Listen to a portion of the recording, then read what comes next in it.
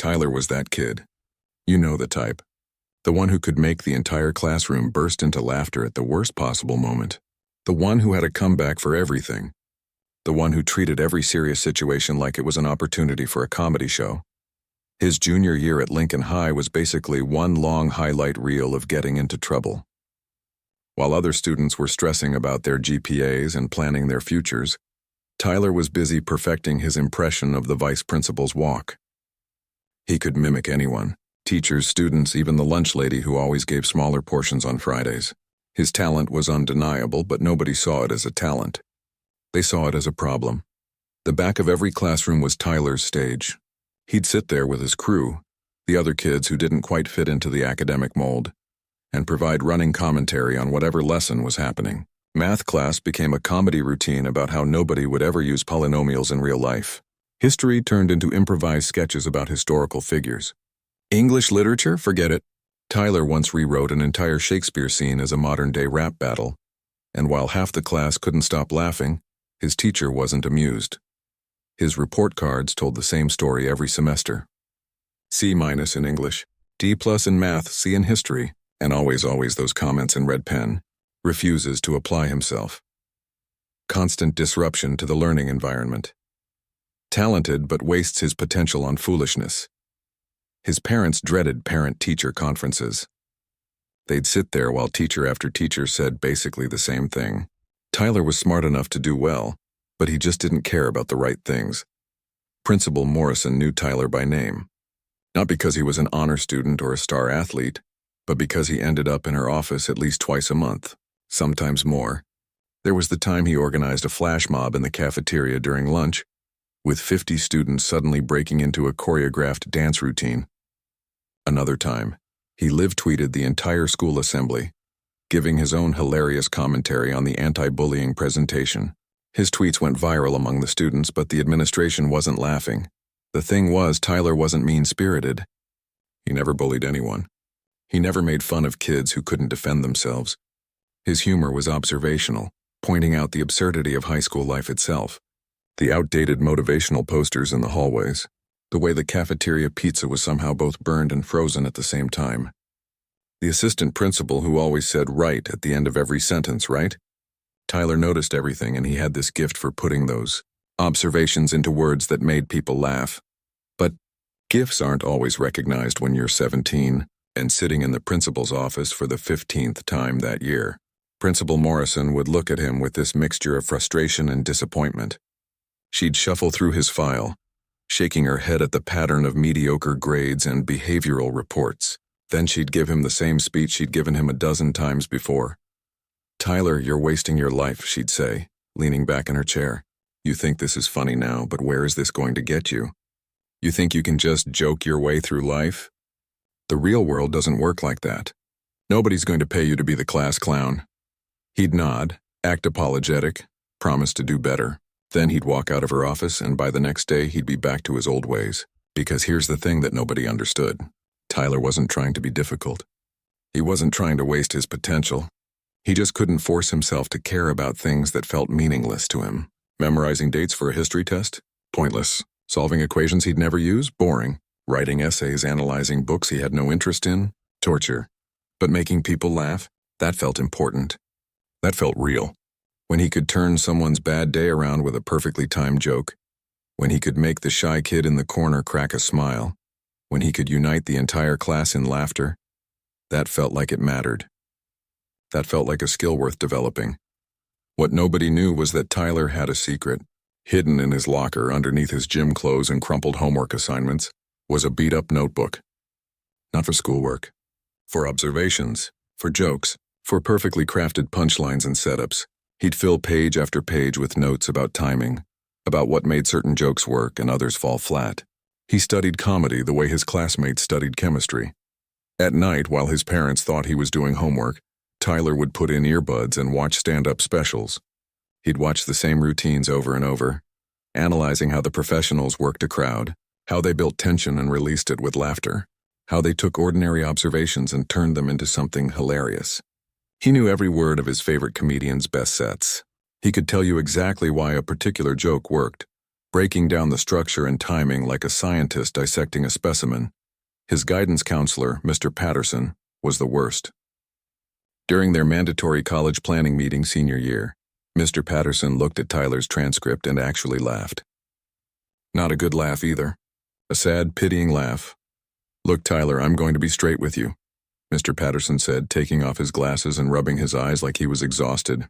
"With these grades and this record, your options are limited. Very limited. Community college, maybe? Or trade school. Have you considered the military? They teach discipline." Tyler sat there feeling smaller with every word. Mr. Patterson pulled up some statistics on his computer, showing average salaries for people without college degrees. He talked about the importance of being realistic, of understanding that life wasn't going to hand Tyler anything just because he could make people laugh. "I've seen hundreds of students like you," Mr. Patterson continued. "Class clowns who think they're special. You know where most of them end up? Working dead-end jobs, wondering what happened to their lives. The kids who take school seriously? They're the ones who succeed. They're the ones who make something of themselves." The meeting ended with Mr. Patterson handing Tyler a pamphlet about community college programs and telling him to get serious about life before it's too late. Tyler walked out of that office feeling like he'd been punched in the gut. Maybe everyone was right. Maybe he was wasting his life. Maybe being funny wasn't enough. His parents were equally worried. Dinner conversations became interrogations about his future plans. His mom would look at him with these concerned eyes, asking what he planned to do with his life. His dad would share stories about his own friends from high school, the ones who didn't take education seriously and ended up struggling. The message was clear. Tyler was headed for failure if he didn't change course immediately. The worst part was the way other students looked at him. The honor students, the ones headed to prestigious universities, they'd see him in the hallway and there'd be this look in their eyes. Pity mixed with superiority, like they were already successful and he was already a cautionary tale. Like the race was over and they'd won before it even started. Senior year dragged on, each day feeling like confirmation of what everyone kept telling him. He was the kid who peaked in high school, the one who'd be telling stories about the good old days while working some forgettable job, watching his former classmates build impressive careers and families and lives that mattered. Graduation approached, and Tyler felt this weird mix of relief and dread. Relief that he was finally done with a place that never understood him. Dread about what came next, because everyone had made it very clear what they expected. They expected him to fail. They expected him to prove them right about class clowns and wasted potential, and kids who didn't take life seriously enough. What they didn't expect was that Tyler was paying attention to all of it. Every dismissive comment, every disappointed look, every speech about how he'd never amount to anything. He was collecting it all, storing it away, not because it broke him, but because somewhere deep down he knew something they didn't. He knew his story wasn't over. It was just beginning. Graduation day came and went like a blur. Tyler walked across that stage, grabbed his diploma, and heard the polite applause that came with barely scraping by with a 2.3 GPA. No honors cord, no scholarship announcements, no special recognition, just another face in a sea of graduates, except most of those other faces were heading somewhere. College acceptances, job offers, plans. Tyler had none of that. While his classmates posed for photos with their families, beaming with pride and excitement about their futures, Tyler just wanted the day to be over. He avoided making eye contact with Principal Morrison, who was congratulating students near the exit. He could imagine what she was thinking. Another one who didn't listen. Another cautionary tale in the making. The graduation party that night was even worse. It was at someone's house, someone whose parents were cool enough to look the other way while high school graduates celebrated. Tyler went because staying home felt even more depressing. He spent most of the night standing in the corner, watching former classmates talk about their college plans, their gap year trips to Europe, their internships at their parents' companies. That's when he overheard them. A group of teachers who'd been invited to the party, probably thinking they were being cool by hanging out with recent graduates. They were standing by the kitchen, drinks in hand, laughing about something. Tyler moved closer, not intentionally eavesdropping, just gravitating toward the conversation. "I've got $20 on Peterson making something of himself," one teacher said. Peterson was the valedictorian. Headed to an Ivy League school. Safe bet. I'll take that action, another responded. But how about we make it interesting? Let's bet on who definitely won't succeed. They laughed. Tyler's stomach dropped because he knew what was coming. Tyler's not going to make it, someone said. Sweet kid, but zero direction. Zero discipline. He'll be one of those guys working retail at 30, still making jokes about his high school glory days. More laughter.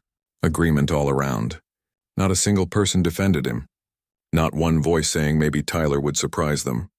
He stood there, frozen, listening to people who were supposed to guide students write him off completely. Like his future was already decided. Like he was already a failure before he'd even had a chance to try. Tyler left the party without saying goodbye to anyone. He drove home in silence, those words playing over and over in his head. The thing about hearing people's true opinions is you can't unhear them. You can't pretend they didn't mean it. Those teachers genuinely believed he was destined to fail, and why wouldn't they? Everything in his track record suggested they were right. Summer hit hard. While his former classmates posted photos from college orientation and exciting new adventures, Tyler was facing reality. His parents gave him an ultimatum at breakfast one morning. His dad was blunt about it, no sugarcoating. You either enroll in community college or you get a full-time job. We're not supporting you while you figure things out. You're 18 now. Time to be an adult. Tyler chose the job option, not because he didn't want to go to college, but because the thought of more classrooms, more teachers looking at him with disappointment, more feeling like he didn't belong, was too much. At least with a job, the expectations were clear. Show up, do the work, get paid. Simple. He found a position at a call center downtown, customer service representative. Minimum wage. 8 hours a day, 5 days a week. The job was exactly as depressing as it sounds. Gray cubicles stretching as far as the eye could see. Fluorescent lights that made everyone look slightly sick. The constant drone of hundreds of conversations happening at once, all following the same scripts, addressing the same complaints. Training week was mind-numbing. They gave Tyler a binder full of scripts for every possible customer scenario. Thank you for calling, this is Tyler. How may I provide you with excellent service today? He had to memorize responses for angry customers, confused customers, customers who wanted refunds, customers who wanted upgrades. Everything was scripted. Everything was controlled. There was no room for personality, no space for creativity. The first few weeks were brutal. Tyler would put on his headset at 9 in the morning and take call after call after call. Angry people yelling about billing errors, frustrated people who couldn't figure out how to use the product, sad people who just wanted someone to listen to their problems. The calls blurred together into one long stream of human unhappiness. And Tyler was supposed to fix it all while reading from a script. His supervisor was a woman named Carol, who'd worked at the call center for 12 years. 12 years of the same cubicle, the same calls, the same scripts. She walked around with a tablet, monitoring call times and customer satisfaction scores. The goal was to keep calls under 5 minutes while maintaining a satisfaction rating above 85%. Efficiency and satisfaction. That was the whole job. Tyler hated it. Every single day he hated it. He'd drive home exhausted, not from physical work but from the mental drain of pretending to care about problems he couldn't solve. Following scripts that didn't sound human, being polite to people who screamed at him about things that weren't his fault. This was what everyone had warned him about. This was the dead-end job they said he'd have. And they were right. But then something unexpected happened. Something that would change everything, though Tyler didn't know it yet. He started going off script. Not in a big way at first, just little additions here and there. When someone called in angry about a billing error, instead of robotically apologizing and following the script, Tyler would actually acknowledge their frustration. Yeah, I'd be pretty mad too if that showed up on my bill. Let me see what's going on here. When someone couldn't figure out how to use a feature, instead of reading the technical instructions word for word, he'd explain it like he was talking to a friend. Okay, so imagine you're trying to find a light switch in a dark room. That's basically what this interface is like. Let me walk you through it step by step, and people responded. They laughed. They relaxed. Angry customers would start the call screaming and end it thanking Tyler for his help. Confused customers would say things like, "You're the first person who's explained this in a way that makes sense." His call times were longer than average. Sometimes twice as long, but something weird was happening with his customer satisfaction scores, Carol noticed. She pulled Tyler aside one afternoon and he was sure he was about to get written up for not following protocol. Instead, she showed him her tablet. His satisfaction scores were consistently above 95%. In a call center where the average was 78%, Tyler was crushing it. "How are you doing this?" Carol asked, genuinely curious. "Your calls are long, you're definitely not following the scripts exactly, but customers love you. What's your secret?" Tyler shrugged. "I just talk to them like they're people. Make them laugh a little. Help them feel heard." Carol looked at him for a long moment. "Keep doing whatever you're doing. Management only cares about the scores, and yours are making our team look good." For the first time since graduation, Tyler felt something other than dread about his job. He wasn't just good at this. He was exceptional at it. The same skills that made him the class clown, the same ability to read people and make them laugh, to find humor in frustrating situations, those skills were actually valuable here. Who knew? He started experimenting more, finding ways to inject personality into every call. When he had downtime between calls, he'd scroll through social media on his phone, watching comedy videos. That's when he got an idea. A crazy idea. An idea that probably wouldn't go anywhere but might be fun to try. During his lunch break, Tyler sat in his car and pulled out his phone. He opened a video app and just started talking about the absurdity of call center life, about the customer who'd called that morning convinced that unplugging and replugging something was a conspiracy to make him look stupid, about the scripts they had to read that no human would ever actually say in real conversation. He kept it short, maybe 2 minutes, and posted it without thinking too hard about it. The video got 40 views, mostly from friends who probably watched out of pity. But Tyler felt something he hadn't felt in months. That spark, that feeling of creating something, even if it was just a stupid video filmed in a car during lunch break. So he made another one the next day, then another, then another. Most of his videos went nowhere. 20 views, 50 views.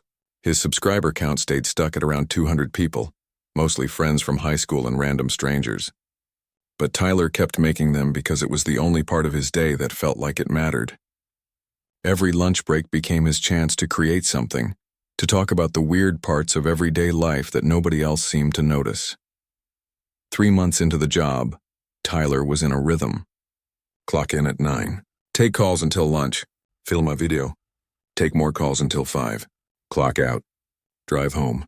Spend the evening editing videos on his laptop, a skill he was teaching himself through free tutorials online.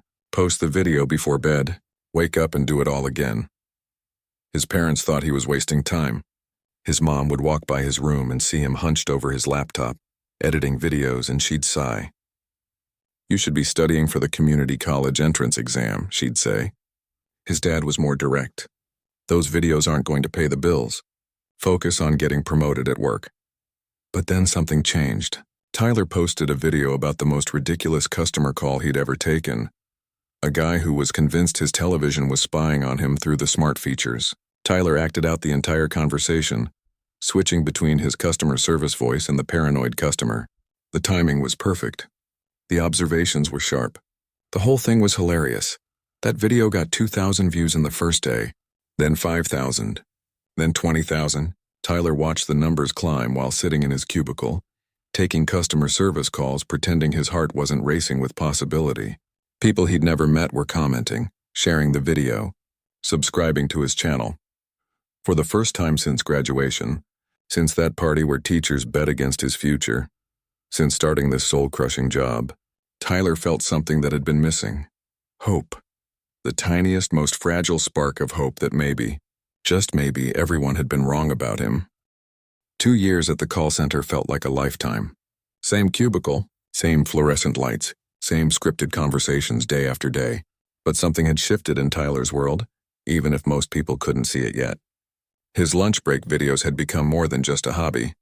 They'd become an escape, a purpose, a tiny window into a different kind of life. His channel had grown slowly but steadily. What started with 40 views had turned into hundreds, then thousands. By the end of his second year at the call center, Tyler had 150,000 subscribers. People from all over were watching his videos, commenting, sharing them with friends. He'd found his audience. People who appreciated his observations about everyday absurdity, who got his humor, who waited for his next upload. The money had started coming in too. Not a lot at first. Maybe $50 a month from ad revenue, then 100, then 200. By the time Tyler hit 100,000 subscribers, he was making around $500 a month from the videos. It wasn't enough to live on, not even close, but it was something. Proof that this wasn't just a waste of time like everyone kept saying. A few small brands reached out about sponsorships. A phone case company offered him $200 to mention their product in a video. An energy drink company sent him free products and asked him to feature them. Tyler said yes to everything, learning as he went, figuring out how to integrate sponsors naturally without making his content feel like one long commercial. His best friend Danny was the only person who really believed in what Tyler was building. They'd grab lunch every few weeks, and Danny would pull up Tyler's latest video on his phone, showing it to random people at nearby tables. "This is my boy. He's going to be famous one day." Most people would smile politely and go back to their meals, but Danny never stopped believing. One afternoon at lunch, Danny put his phone down and looked at Tyler seriously. "You need to quit the call center." Tyler laughed, but it came out bitter. "And do what? Live off $500 a month? Sleep in my car? Go all in on the videos," Danny said. "You're making content after 8 hours of soul-crushing work. Imagine what you could create if you had all day to focus on it.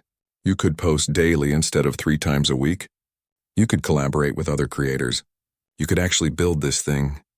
"My parents would kill me," Tyler said, but even as he said it, he felt that pull, that possibility. "Your parents want you to be safe," Danny countered. "But safe isn't the same as happy. How long are you going to play it safe? Until you're like Carol? 12 years deep in the same cubicle, same scripts, same life going nowhere?" That night, Tyler couldn't sleep. He lay in bed staring at the ceiling, running the numbers in his head. His rent was $800 a month. Food, gas, phone bill, that was another $400. He needed at least $1,200 a month to survive. And that wasn't counting emergencies or any kind of life beyond basic survival. $500 from videos wasn't enough. Not even close, but Danny's words kept echoing. How long was he going to play it safe? The call center was safe. It was steady. It was killing him slowly, one scripted call at a time, but it was predictable. The videos were unpredictable. They were risky. They were the only thing that made him feel alive. Tyler spent weeks going back and forth. He'd decide to quit in the morning, then talk himself out of it by lunch. He'd watch his subscriber count grow and feel excited, then see his bank account and feel terrified. This went on for 3 months. This internal war between the safe choice and the scary choice, between what everyone expected and what he actually wanted. Then something happened that forced his hand. Tyler uploaded a video about the worst types of customers in retail and service jobs. It was based on real experiences, exaggerated for comedy, but rooted in truth. The video went viral, not just popular, viral. Within 48 hours, it had 1 million views. His subscriber count jumped from 150,000 to 300,000. His phone wouldn't stop buzzing with notifications. Comments, shares, messages from other creators wanting to collaborate. A company reached out offering him $5,000 for a sponsored video. $5,000?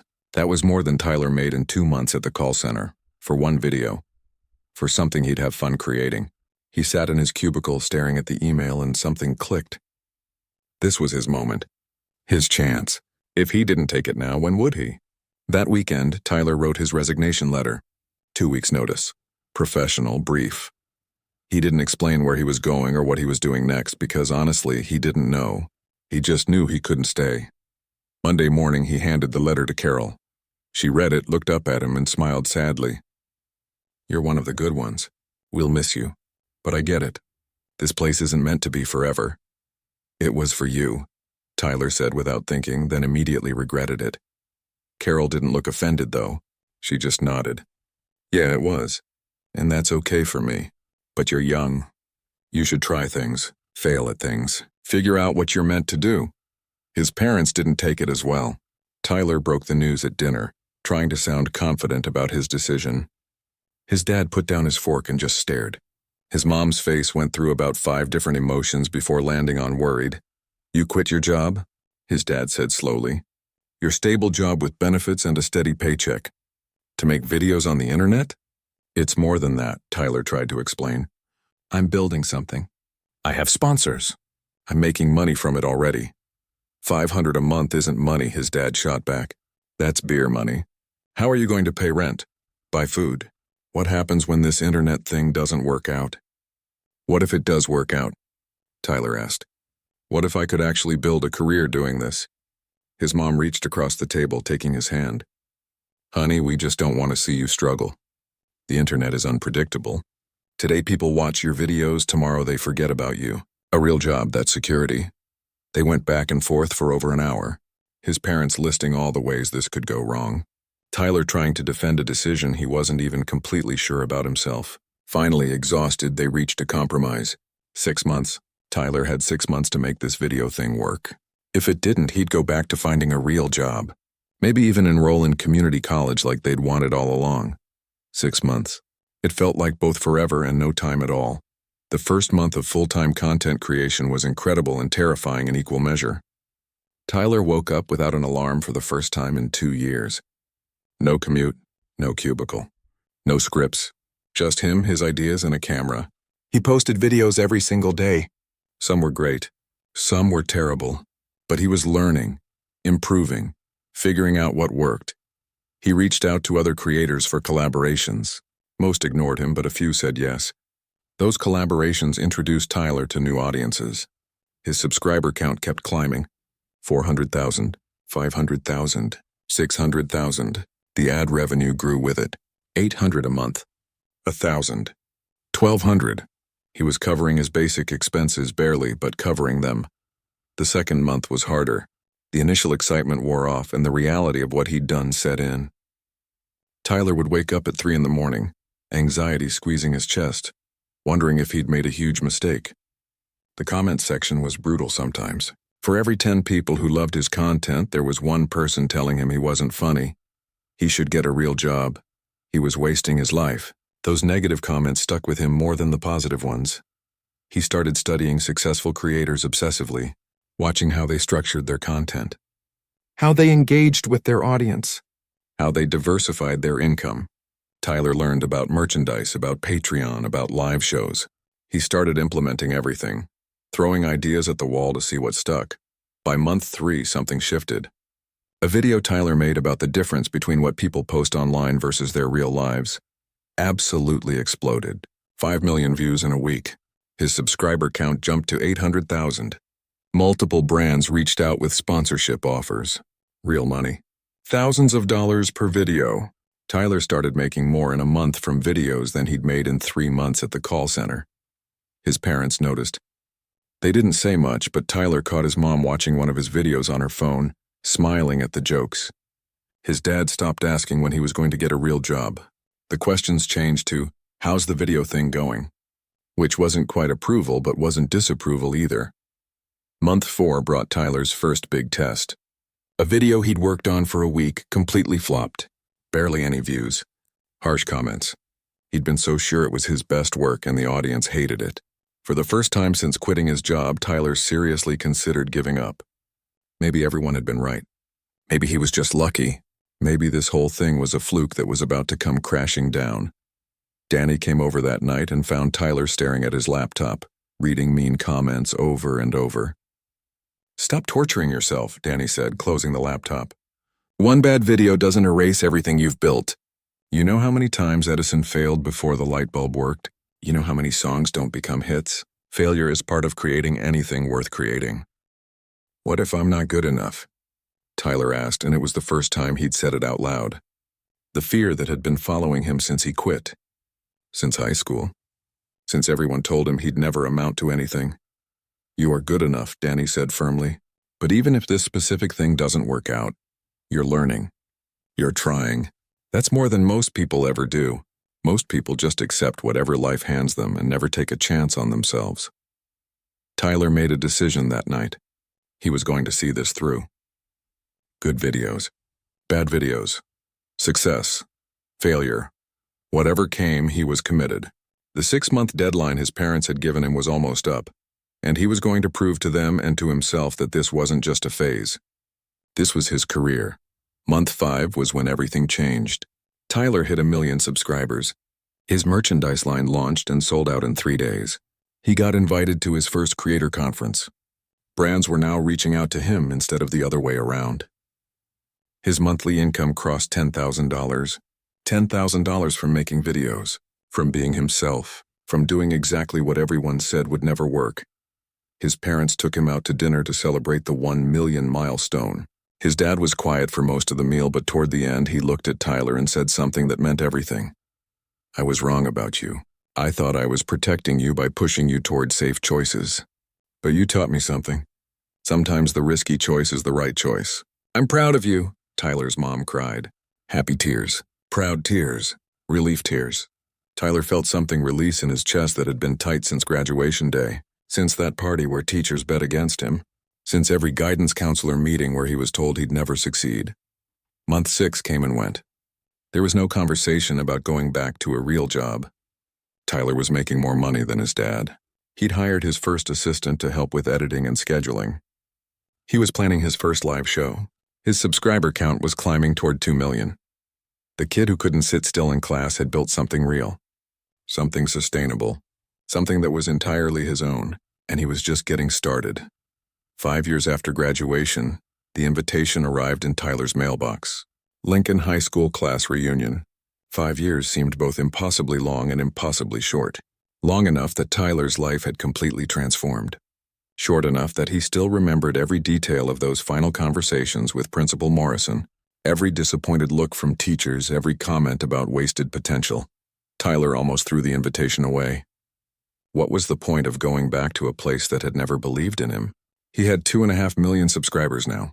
A Netflix comedy special in production. His income had crossed $300,000 that year.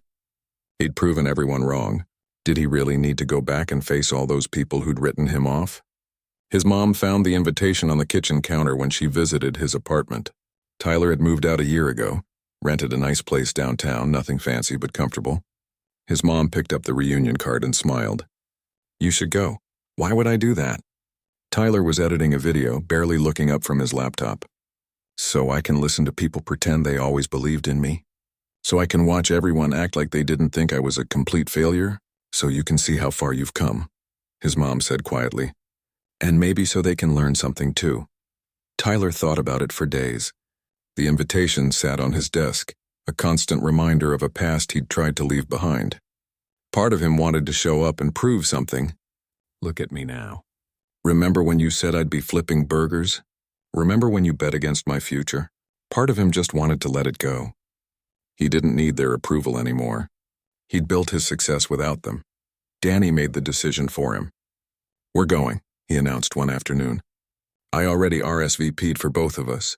You need closure, man. You need to walk back into that place as the person you are now, not the kid they remember." The night of the reunion, Tyler stood in front of his closet for 20 minutes trying to decide what to wear.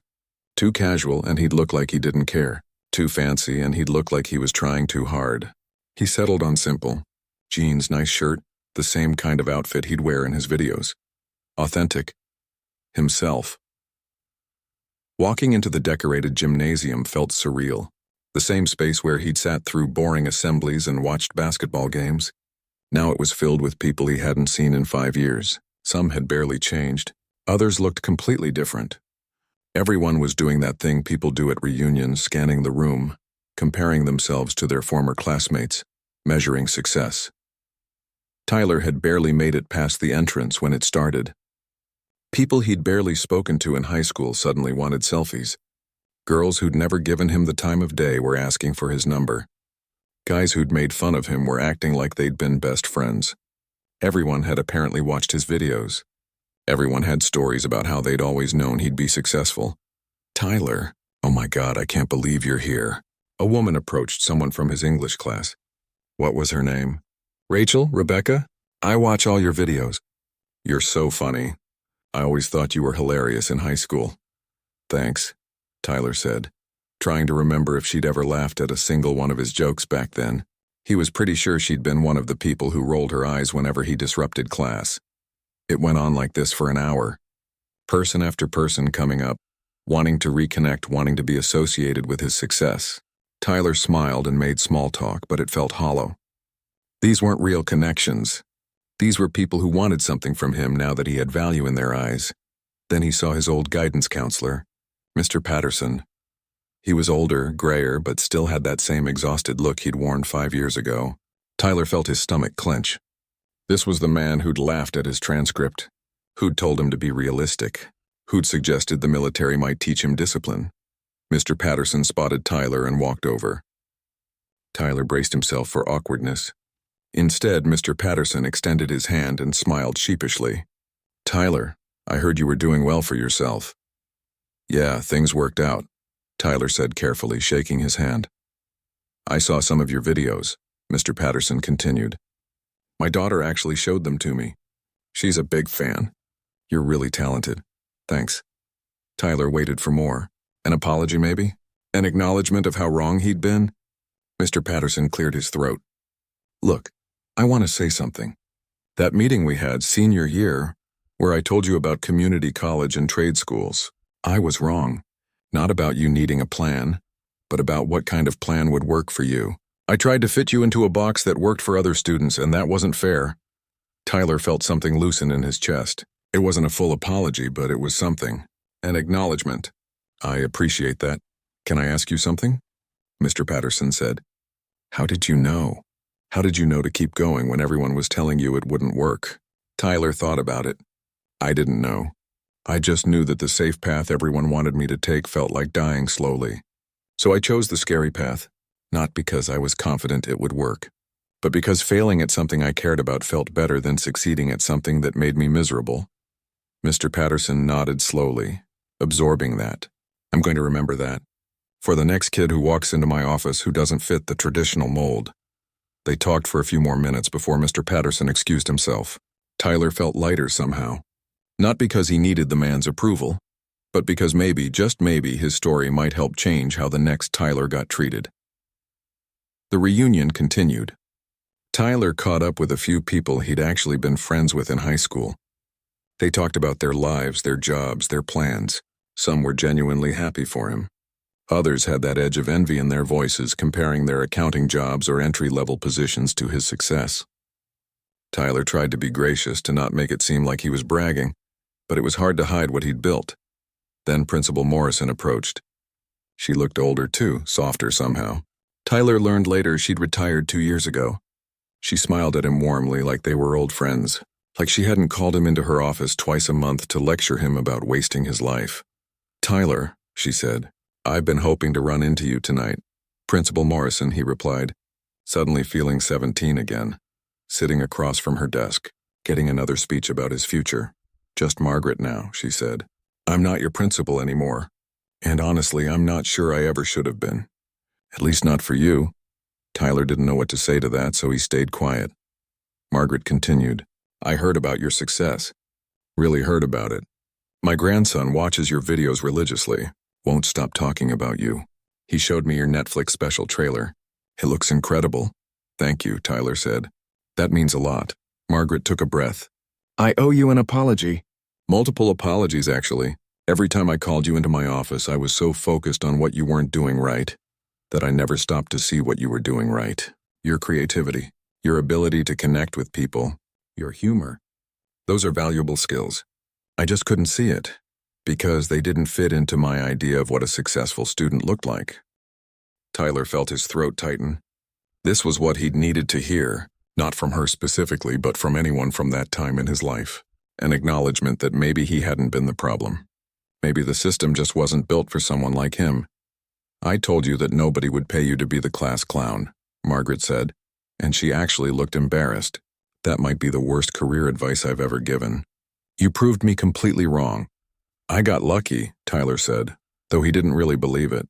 Luck had been part of it, but so had endless hours of work, of failing, of pushing through when it would have been easier to quit. "No," Margaret shook her head. "You worked hard at something you loved. That's not luck. That's courage.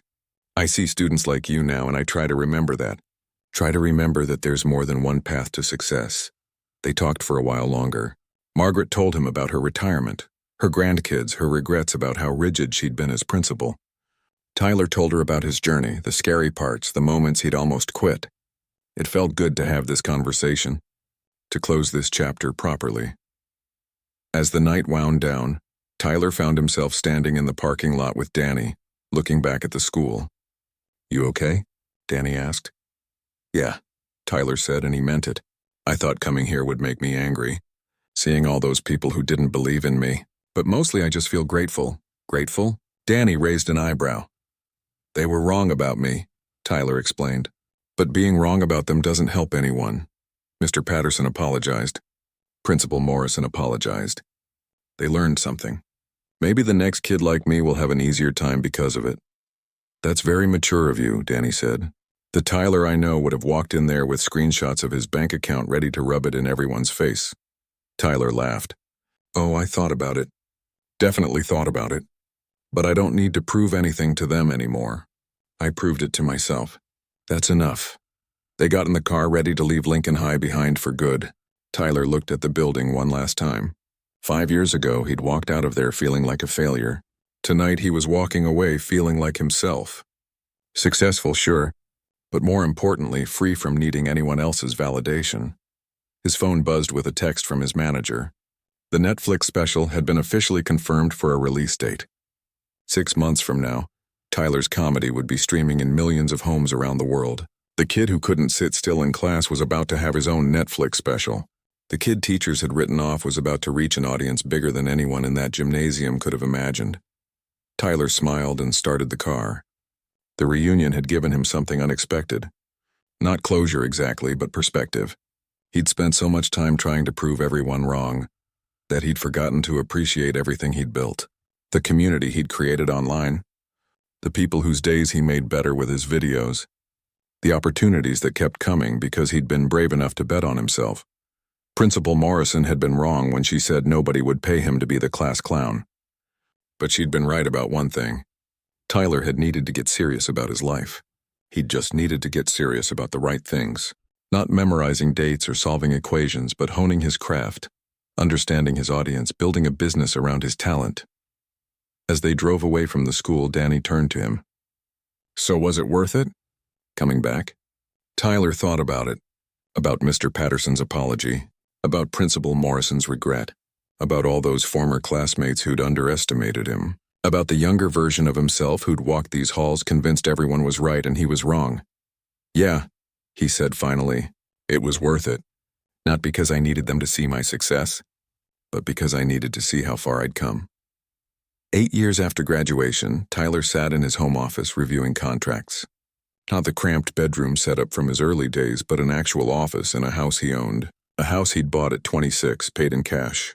His accountant had tried to convince him to take a mortgage for tax purposes, but Tyler had wanted the security of owning it outright. No debt, no one who could take it away if things went wrong. Things hadn't gone wrong. They'd gone incredibly, almost impossibly right. His channel had grown to over 4 million subscribers.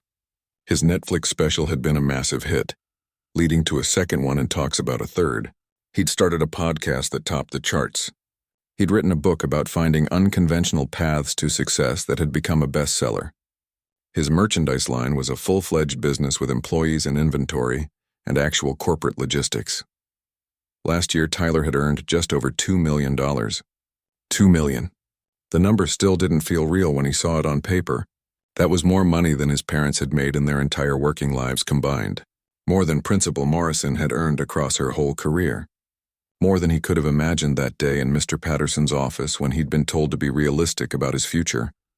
But the money wasn't the part that mattered most. Tyler had learned that lesson early. He'd met plenty of people who had money but were miserable. People who'd climbed ladders only to realize they'd leaned them against the wrong walls. What mattered was that Tyler had built something that was entirely his own. Something that made people laugh. Something that mattered to him and to the millions of people who watched his content. His team had grown too. 5 full-time employees, an editor who'd been with him for 3 years, a manager who handled the business side so Tyler could focus on creating, a social media coordinator who kept all his platforms active and engaged, an assistant who managed his schedule and kept his life organized, and most recently a production coordinator for his new venture. That new venture was what had Tyler back at Lincoln High on a Tuesday morning, walking through halls that felt smaller than he remembered. The lockers looked lower. The classroom seemed cramped. Everything had shrunk, Or maybe Tyler had just grown in ways that had nothing to do with physical size. Principal Hayes, who'd taken over after Principal Morrison retired, greeted Tyler in the main office. She was younger than Morrison had been, probably in her early 40s, with an energy that Morrison had lost somewhere along the way. "Mr. Tyler," she said, shaking his hand enthusiastically, "we're so grateful you're doing this." "Just Tyler's fine," he said. "And honestly, I should be thanking you for letting me." They walked together toward the auditorium where students were already gathering. Tyler felt that familiar nervousness he got before any performance, but this was different. This audience mattered more than any stadium show or Netflix special. These were kids like he'd been, kids who maybe didn't fit the traditional mold, kids who needed to hear that there was more than one way to build a successful life. 6 months ago, Tyler had reached out to Principal Hayes with an idea. A mentorship program for students who didn't fit the typical academic profile. Not kids with bad grades necessarily, though some of them qualified. More specifically, kids who were creative, entrepreneurial, or had talents that didn't show up on traditional transcripts. Kids who were artists, comedians, musicians, coders, writers. Kids who might be the next Tyler if someone just believed in them. The program met once a month. Tyler would come speak, bring in other successful people who'd taken unconventional paths, and offer real guidance on turning passion into profession. But more than that, he'd created a fund, scholarship money for these kids to pursue their dreams, whether that was film school, starting a business, buying equipment for their art, or taking a gap year to figure themselves out. Tyler was investing in kids everyone else was ready to write off. The auditorium was packed, not just with the kids in the program, but with other students who'd heard Tyler was coming. Teachers lined the back wall.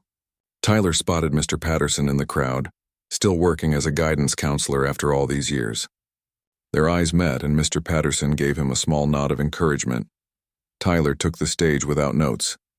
He'd learned a long time ago that the best talks were the honest ones. The ones where he just spoke from the heart about his actual experience, not some polished version of his story. "I sat in these seats 8 years ago," he started, and the room quieted down immediately. "I was the kid teachers dreaded. The one who couldn't sit still. The one who treated every class like it was an opportunity for comedy hour. My grades were terrible. My report cards were basically a list of all the ways I was disappointing everyone. When I graduated, nobody thought I'd amount to anything, including me, if I'm being honest." He paused, letting that sink in. "I had teachers who bet against me at my graduation party. Not because they were mean people, but because everything they'd been taught to measure success said I was going to fail. And by those measurements, they were right to bet against me. My GPA was 2.3. I had no college prospects, no real skills that translated to a job market. I was basically unemployable by traditional standards." Tyler saw some kids nodding. They knew exactly what he was talking about. "So I got a job at a call center making minimum wage. It was the most soul-crushing work you can imagine. Same conversations over and over, reading from scripts, pretending to care about problems I couldn't solve.